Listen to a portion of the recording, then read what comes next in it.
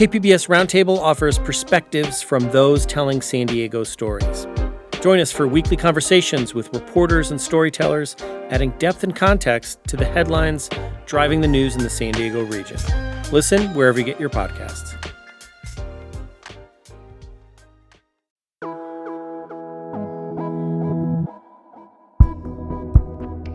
San Diego County is home to about 3,000 plant species that we know of. I mean, we have so far to go yet to really understand what is around us. That's John Redman, botanist at the San Diego Natural History Museum. And I will probably be hit by a bus or drop over dead before I can get everything named and described. There's that many species yet to describe in our region, in Baja California and in Southern California. And if we don't actually know what's growing out there, it's pretty hard to protect it. There's a lot, we do not know about this entire kingdom that is essential for every one of us here. And we're just behind. So it's going to take the public to be able to help us with this. And now the public is helping, dramatically changing the field of botany with the help of a certain app. So I'm Becky Escalante. On iNaturalist, I'm known as Spifferella. And I'm a dental assistant / student. Some people obsess over their Spotify Wrapped or maybe even their Strava You're in Sport. For Becky, it's her iNaturalist You're in Review. iNaturalist is kind of like Shazam for wildlife. Last year, my Year in Review stats are 1,730 observations, 689 species, and 4,385 identifications. But of her many observations, Becky had a standout, one that shows how this app turns everyday people like Becky into scientists, with their names cited as authors in scientific papers. It is probably the coolest thing I've ever done. Becky lives in Jamul with some of the most rugged and untouched San Diego mountains in her backyard. So I was hiking kind of behind my house, the Lawson Peak trailhead area. This was 2021. A wildfire had recently come through the area. So I was looking for some of our fire-following wildflowers. Wildfires can actually create perfect conditions for flowers to sprout in the ashes, even species that nobody knew existed in the area. And she stumbled upon a striking purple bloom. I happened to find this one Phacelia. It was beautiful and big, and it caught my attention, and I kind of went off the trail a little bit, and I kept wondering. I was like, I can't quite place this one. And I thought, I'll look it up later. I'll put it on iNaturalist, see if anyone else can figure that out. When Becky uploaded her observation to iNat, it crossed John Redman's desk and caught his eye. He left a comment, which was a little mind-blowing for Becky, a plant enthusiast who sees John as something of a rock star. Kind of it was like meeting celebrities, like, oh my God, John Redman, curator of botany, and he thinks my observation is interesting. And I was like, whoa, they're bringing in the big guns. Becky's flower turned into something much bigger than just another observation on her favorite app. Her name and her iNat handle ended up in a scientific paper, and she's not the only one. And scientists are pretty happy about this trend, because the first step to conserving the world around us is understanding exactly what's in it. Maybe this will give us that new avenue to get people really enthusiastic about plants and keep us up to date on the biodiversity that's around us, because it's changing. So it takes people to understand what those unique things are and protect them, or they just won't be here. From KPBS Public Media, this is The Finest, a podcast about the people, art, and movements redefining culture in San Diego. I'm Julia Dixon Evans.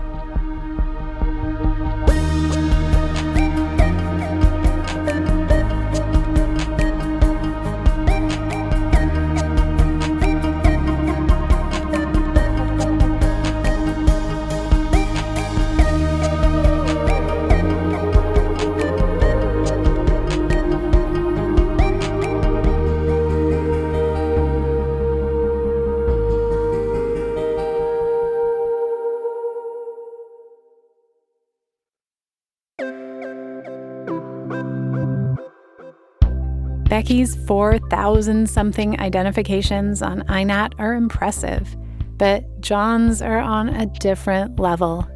I seem to have a little addiction to iNaturalist as far as identification. Producer Anthony and I visited him at the San Diego Natural History Museum, where he opened a browser window, queued up iNaturalist, and walked us through the process. So let me give you an idea. You go in and you say, identify observations, and I want to identify everything, and I have already done this today, so... He scrolled through thumbnails of thousands of pictures of plants from San Diego and Imperial County and Baja California. And using his expert knowledge, he identifies the species. He's done a lot of these. Okay. It says 1,037,960. That's how many IDs I've done. They have a world leaderboard for identifications. Then I am number one in plant IDs. That's number one in the world. INAT is in line with and certainly critical to his everyday work, but he talks about it like it's a guilty pleasure. When other people might be scrolling social media or binge-watching reality TV, John is on INAT. So I'm not a good sleeper, and so I do a lot of it late at night. Or I do it first thing in the morning, or if I have meetings and then I have a 20-minute break and then another meeting and another, I will sit down. Most plants on his screen are routine, but some are entirely unexpected. You'd be surprised. It happens quite a bit. He still remembers Becky's flower. Becky, she found Phacelia ciliata, and I know that from Baja and north of us, but never been found in our county before. So the celebrity John Redman entered the chat. He started commenting on the post, asking Becky about the flower. And I was like, well, what is going on here? Why is he so interested in it? And it turned out this was the first one anyone had seen in the county. For some reason, it, I guess, had just skipped San Diego County, or no one had ever seen it. They didn't have any records of it being observed here. The next step, returning to the site and carefully collecting a small sample of Phacelia ciliata. And now there's a specimen of it in the museum with my name on it. And later, Becky's name appeared right next to her INAT handle, Spiferella, in a scientific paper listing plants newly discovered to be in San Diego County. We published a paper with all of these observers, right, that are on there because they gave us something. They gave us something really important. It meant a lot to me being in a scientific paper, having my name on a specimen voucher in a museum. That makes me feel like I do make a difference in the world. This is undeniably cool for Becky. But even without the accolades, everyday observations on the app are also a big deal for John and his fellow researchers. Okay. So I'm going to show you the power of iNaturalist. John pulls up a map on the screen. It's a satellite view of the area around the Anza Borrego Desert State Park in the eastern edge of San Diego County. Like here is Phaerocactus cylindriceus. This cactus is commonly known as the California barrel cactus, fairly short and wide, surrounded by a tangle of pinkish-colored spines. And you can map it out with our specimens, and we have 59 records of that. That's pretty good. The map shows 59 stars, the known locations of specimens that the San Diego Natural History Museum has officially collected and recorded. But then John checks a box labeled Map iNaturalist Observations. These are geotagged photos from users. So 59 specimens. What about INAT? 6,500. The desert area is now blanketed with stars, showing how much more data we have with public help. That really changes our knowledge of what is where. So look, nobody had ever collected a specimen in these mountaintops over here or in this valley. And it really gives us knowledge we had no idea as far as distribution. So that's a cactus, but imagine that with all 3,000 of our plants out here. Like 100 times more dots it's or more. Crazy amounts of data. So that's why I do it, so that we better understand that diversity, where it is, and we can use that to better protect the species there. There are a lot of plants left to find. It doesn't have to be in the far reaches of the desert. Citizen science is valuable even in the city limits. And so I've been shocked at, we don't even know what plants are in these canyons. I mean, it is shocking to me. There are not complete lists of everything here. So I've added hundreds to canyons. I mean, that's crazy. This is our backyards, and there are open spaces in our backyards. Talking with John, we were surprised at how little we humans know about the plants that surround us. He said our scientific understanding of plants is way behind where we are with animals. Botany still feels like a science on the verge. John told us about how they're just finishing the new edition of the San Diego County checklist, which lists every plant species known to be in the area. In the last decade or so, that list has grown significantly. We added about 255 new records to the county of both native and non-natives. However, of those new records, 21 of those were new to science that are occurring in our county in the last 11 years. So not only are there a bunch of plants previously unknown to be here, like Becky's Phacelia ciliata flower, the region added 21 new species previously unknown to science. All of this work, at the onset of a discovery, the groundwork of thousands of users out in thousands of miles of wilderness, it's hard to imagine it happening without iNaturalist. So in 150 years that we've been here documenting San Diego County, we have a little less than 120,000 plant specimens, which is really damn good. But in just a few years with iNaturalist, I think we're just about to 1.4 million plant observations in our county alone. So the difference in knowledge and what is where is just, it's an exponential difference. More points on the map help scientists know how the environment is changing. John gave us an example of how murky things may have been with limited data. I have some older volunteers here, and they will tell us stories that they were born and raised here. And they say, when I was a kid, we would go running through the hillsides and there were chocolate bells.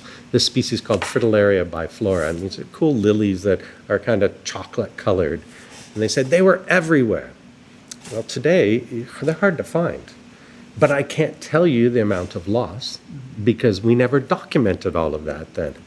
But at least from here forward, hopefully we're getting a better snapshot to look at change over time. And then we have to figure out why that change is happening. Is it because of fire frequency changes? Is it because of non-native competition? Is it because of people? I mean, who knows? Non-native or invasive plants are one of the biggest threats to our ecosystem. They're everywhere. And sure, some of them are pretty, like that splash of yellow mustard flowers on a hillside. But invasive plants can suffocate or steal resources from other native plants trying to grow in the area. And that starts a domino effect of changes to the ecosystem that can also interrupt food sources for wildlife. The extent of the impact is dire, and plant people are very passionate about this. That's a serious issue. Over 900 of our plants here in San Diego shouldn't be here. 900. They are not native to our area, and they are competing with what is left of our native diversity. So that's almost a third of our total species in the county. One of the few downsides to iNat encouraging people to explore the county's wild spaces can be spreading invasives. That's where John says biosecurity comes into play, basically cleaning your clothes and hiking gear before heading into a new area. Every person that walks on a trail is spreading a weed. Maybe it's on the bottom of your shoes, you don't even realize it. Maybe it's in your socks, maybe it's on your backpack, your walking pole, whatever it is. They are really good at what they do, and we spread them. There's also loving a place to death. Everyone flocking to a trendy nature spot for photos and trampling the area in the process. For that, it's best to stay on trails. But John is clear that the good outweighs the bad with INAT, even when it comes to non-native plants. John told us a story about a measurable way that INAT users are fighting the battle against invasive plants. Somebody picked up a thing called Stipa capensis, which is a horrible invasive grass from the Cape region of South Africa. And it's already taken over in like Palm Springs area. Well, people are out INATing in Borrego Palm Canyon because a desert bloom, everyone likes to go out into the field. But somebody took a picture of that species along the trail in Borrego Palm Canyon. That night, myself and others were on there, my gosh, this is a new record and this is a horrible invasive. The next day, there was a group of volunteers that went and bagged every single individual on that so that it is now not a problem. It has not been able to take off because we're aware of it, and that's because of iNaturalists. And then also because of these volunteer forces that are out there doing amazing things like weed removal. But if we can detect those things early on, we have a chance of actually stopping them from spreading. After the break, we go to an INAT identification party, try the app ourselves, and meet another community scientist with another serendipitous discovery. Stay with us.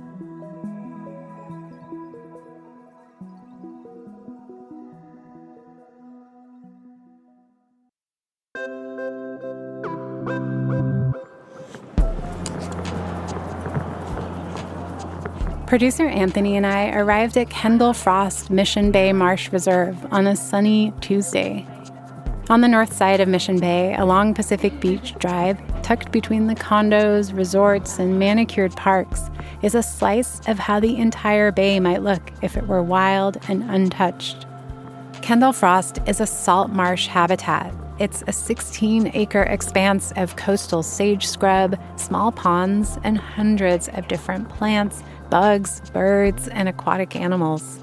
Salt marshes are buffer zones that protect the inland area from flooding, and with all their waterlogged soil, they store up to 5 times more carbon per acre than forests. Experts estimate that half of the world's salt marshes have already been lost. But this little pocket, this unique and protective border zone between land and sea, is still here for now. And it's actually the last remaining 1% of salt marsh in San Diego Bay. And so it's a nice snapshot of what the bay used to look like before the post-World War II development. That's Clarissa Rodriguez, part of a team at UC San Diego that manages 4 reserves, including Kendall Frost. Kelly Uyeda is the executive director of UC San Diego's Natural Reserve System. What is your favorite wild place in San Diego? I might be a little biased in saying I love this reserve, Kendall Frost Marsh. I love that it's so scrappy, has hung on. It's the last tiny little fraction that's left after everything else was dredged and filled. So it's just a little postage stamp of a salt marsh compared to what it was. Just great place for birds, great place for plants. And who doesn't love mud? You walk out in the marsh and you just get to play in the mud. It's fun. But not only does Kelly love Kendall Frost, just like John Redman, she loves iNaturalist. People are finding like a new species that's new to science. It happens pretty often on iNaturalist that there's new species that have never been described before. To get more people appreciating and documenting the wildlife around them, Kelly decided to host an iNaturalist identification party. All right. Welcome, everyone. We're about to get started there. About 30 people filed into the small classroom in Kendall Frost's education building at the edge of the reserve. Workflow is I'm going to give a little presentation on iNaturalist identifying, and then we'll send about half of you on a little hike. There were people of all ages, all united by a zeal for an app. The top reason to use iNaturalist is for you as an individual, right? To learn more about the community that you live in, to learn what that cool bug you saw was. But a really important secondary use of iNaturalist is building this massive biodiversity database. And so it's really useful. Kelly walked us through identifying, observing, and making annotations. Anthony and I logged into the app and set off on the trail into the marsh to try it out. Okay, I'm using my iNaturalist camera thing for the first time. Or Amaranth, pickleweeds. Parrish's glasswort. I also got that for this one. The app instantly suggests the species name with a percentage of confidence. Of course, you need a human identifier to verify it. Dang, it does it live. You don't even have to take the picture. It just tells you what it is. That's cool. Sea heaths, genus Frankenia. 91.4% confidence. It's a very specific percentage. There was Parrish's glasswort with its green segmented fingers that look like little caterpillars, and the bright yellow flowers of coastal goldenbrush. We marveled at the abundant life in the salt marsh and the ability to quickly look up facts about something you see all the time. This is more sagebrush.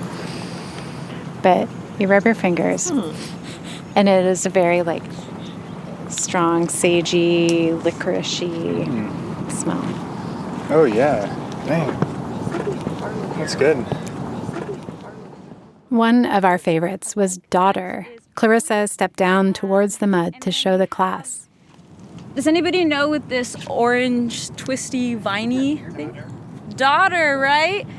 It's a native parasitic plant. And so it's orange. It's a plant that's not green because it doesn't make its own photosynthase. It gets its photosynthase from growing on other plants. And so you see it wrapped all around our pickleweed there. But it has these beautiful white flowers. We love it. It's native. Daughter is a great example of how intertwined and mysterious the ecosystem is. Yeah, no, parasitic plants are amazing. I feel like there's a lot more we need to learn about them. When you see Daughter grow in a time lapse, it reaches its noodly body all over, probing and searching for the right host plant to coil around and feed from. Scientists still don't really know how it makes its decision. The marsh is covered in strange, ingenious organisms like this, unknowns waiting to be fully studied and understood. But they'll only stay there if we protect them. Down at the salt flats overlooking the marsh, one of our hiking mates asked Clarissa about all the clover covering the area. Yeah, that clover is all invasive. And so twice a month we have Wander the Wetlands, where we open our gates to the public. And every fourth Saturday we have work parties. And the community comes out and they help us pull all of the invasive plants. Salt marshes are such a specialized and rare ecosystem, so the species that exist here are adapted to this unique environment. Invasives threaten to push them out of the remaining marsh. And of course, it's not just plants that need the marsh. There's a federally endangered bird, the Ridgway's rail, that calls these last little bits of salt marsh in our region home. This small patch of wilderness is a fragile, complex community, and our phones help document it so we can try to keep it alive. So we know we have fundulists. They're really cute. We have mudsuckers. We have stingrays we've seen before. I'm pretty sure we've seen eels before. On iNaturalist, we have an observation of a California king snake. Watch your step. But yeah, and so that's another reason why I love iNaturalist. You know, I'm still learning what lives in these ecosystems, and so every time folks snap a photo, it helps me understand what lives here. Everyone went inside to compare observations and practice identifying others. That day, we all officially became a part of the human effort to understand our natural world.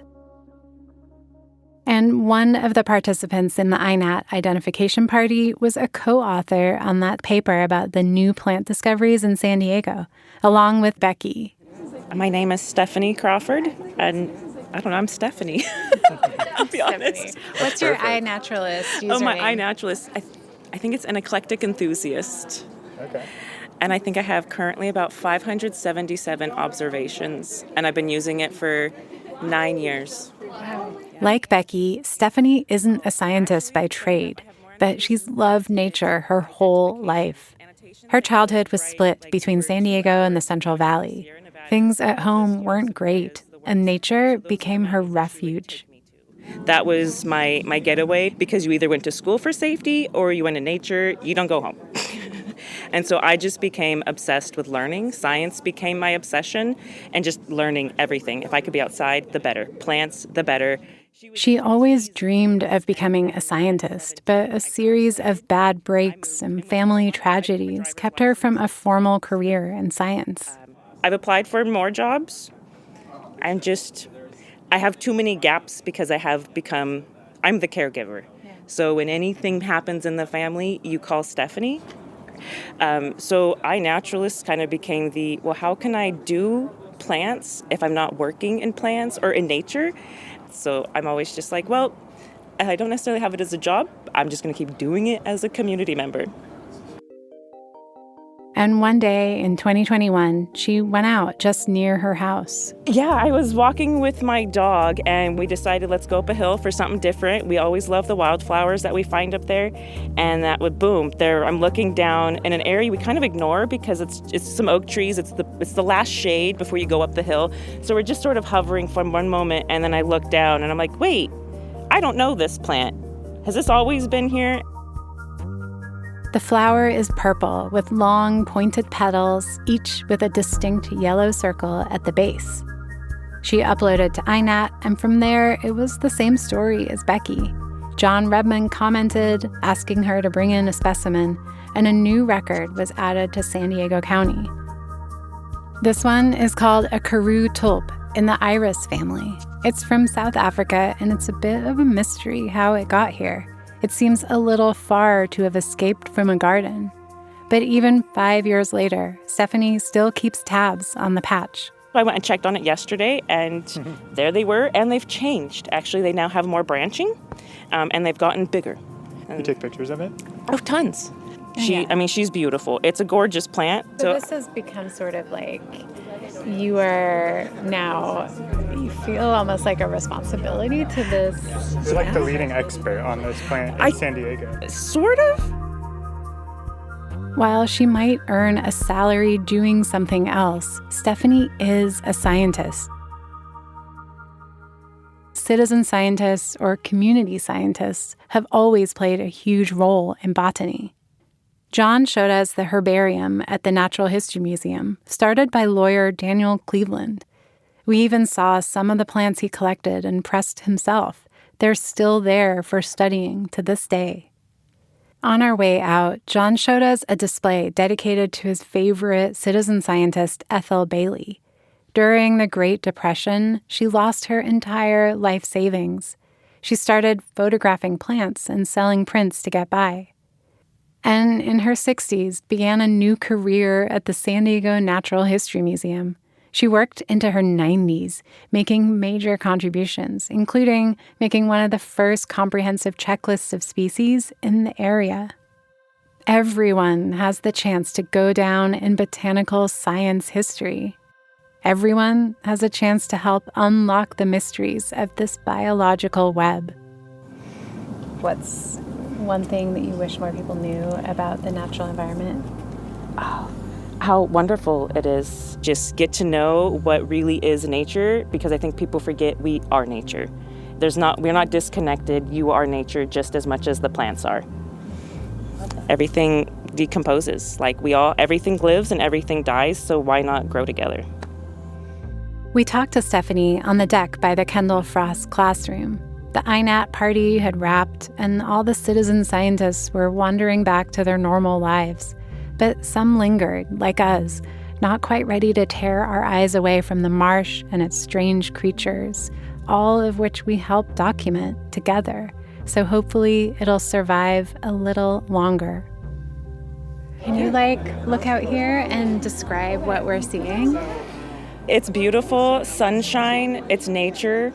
All these native plants, from the yellow flowers. You see these little water pockets that I feel like we definitely do not see enough throughout California. It's stunning. You can see sprinkles of even pink flowers out in the distance. I just see landscape as it should be, where it looks like it's more of a mutual living with people. Being able to see birds just dive up and back down is incredible. I'm obsessed. I would be outside all the day, every day, if I could. Goals.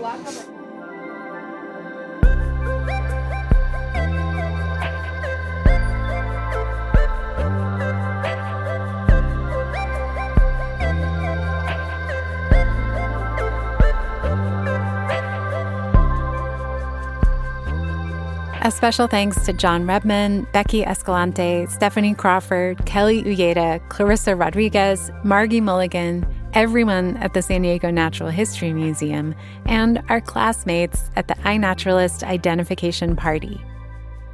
If you're interested in trying iNaturalist yourself, a great place to start is the worldwide City Nature Challenge, happening April 24th through the 27th. By joining the 2026 City Nature Challenge San Diego County iNaturalist project, your contributions could help make San Diego the top city for observations in the world, something John really wants. And thank you so much for listening. If this episode resonated with you, please subscribe, leave a rating or comment. It makes a real difference and helps stories like these reach more people. The Finest is a production of KPBS Public Media in San Diego. I'm your host, Julia Dixon Evans. Our producer is Anthony Wallace, who also composed the score. Ben Redlosk is our engineer, Leslie Gonzalez is our illustrator, and Chrissy Wynn is our editor. This episode was written and researched by Anthony and me.